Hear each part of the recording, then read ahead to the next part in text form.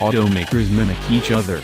It's one of the reasons for the character-sapping convergence among modern cars that we often lament. Take, for example, the entry luxury sports sedan segment, where nearly every automaker has fully turbocharged engine lineups and complicated electronic adjustments for practically every vehicle parameter from the suspension to the transmission. And then there's the Lexus IS350 F Sport. It, too, has an adaptive suspension and adjustable driving modes, but the steering, suspension, and powertrain cannot be individually adjusted as in the BMW 3 Series or the Audi A4. You get 4 choices, including one good default normal setting. The V6-powered IS350F Sport isn't turbocharged like BMW's 340i or Audi's S4, and at $50,154. Fully loaded, this range-topping Sport is maxes out at approximately where pricing for the 6-cylinder 3 Series starts. The Lexus isn't above mimicry, as it clearly bogies the 3 Series, but it's the 890 Generation 3 Series that went out of production in 2011. That's good, because from a driving standpoint we still view that car more fondly than we do today's F33 Series.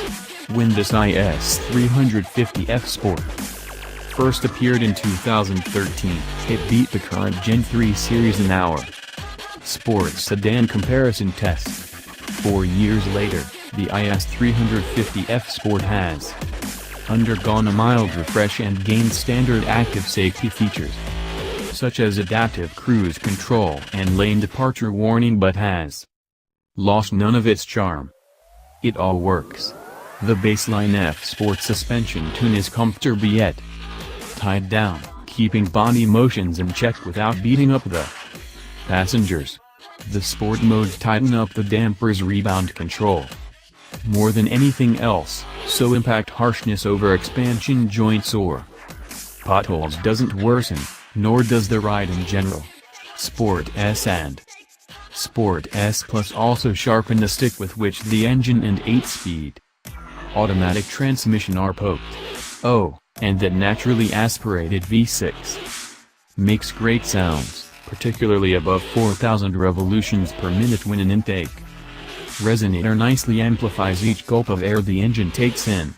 The characterful V6 builds power linearly and revs eagerly, lacking only in outright punch.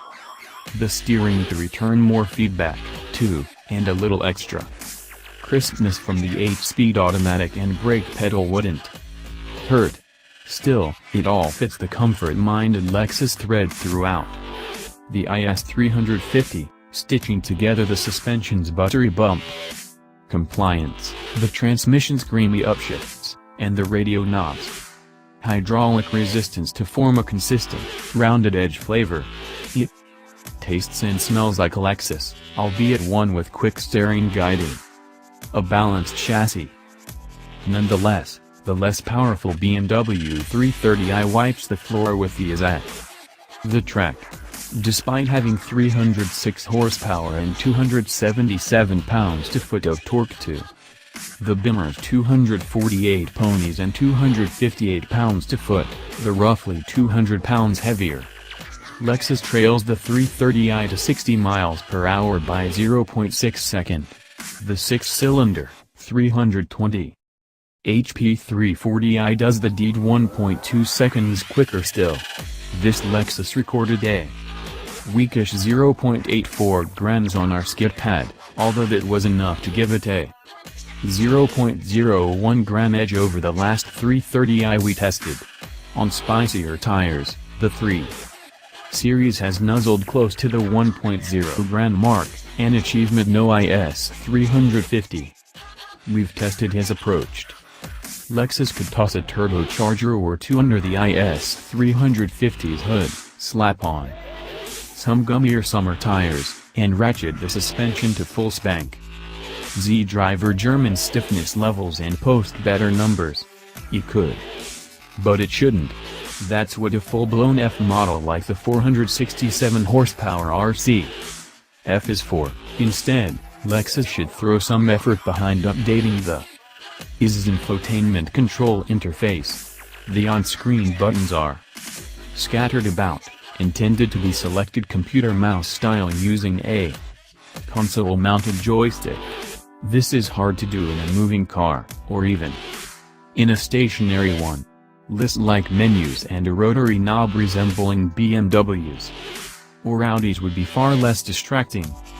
Loads cooler is the digital tachometer, cleanly displaying both a digital speedometer and trip information within the boundaries of its physical ring. It can motor itself to the right to reveal a second display with audio, navigation, trip, and settings menus. Tap a steering wheel button and the tach scoots back to the gauge pots center. Other details delight, too, including the supportive front seats, the spacious rear door openings that ease ingress and egress, and the largest trunk. Lexus even provides actual knobs for volume and tuning as well as hard buttons for the climate control system. Possibly as penance for its infotainment sins. Yeah.